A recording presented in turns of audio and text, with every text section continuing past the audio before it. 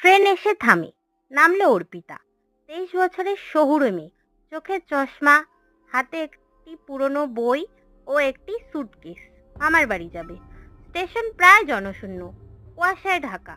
কাপা কাপা আলো পড়ছে ল্যাম্পপোস্টে। এক কোনায় দাঁড়িয়ে থাকা এক বৃদ্ধ ধীরে ধীরে এগিয়ে আসে। এখান থেকে অত রাত্রে একা যাবি না মা। ছায়ারা জেগে ওঠে। ছায়ারা আবার কি? ভূতের গল্প বলেন? ভূত নয়, ওরা মানুষ, যাদের কেউ দেখে না। বৃদ্ধ হেঁটে স্টেশনের অন্ধকারে মিলিয়ে যায়। অর্পিতা একটু গা ছমছমে অনুভব করে। রিস্কা নেই, তাই হেঁটে যাওয়ার সিদ্ধান্ত নেয় সে। চারপাশ একেবারে নিস্তব্ধ। মাঝে মাঝে কুকুর ডাকে। হাঁটতে হাঁটতে সে দেখে নিজের ছায়া একটু অন্যরকম লাগছে। পা বাড়ালে ছায়া সেভাবে নড়ে না। কয়েক সেকেন্ড পরেই সাড়া দেয়।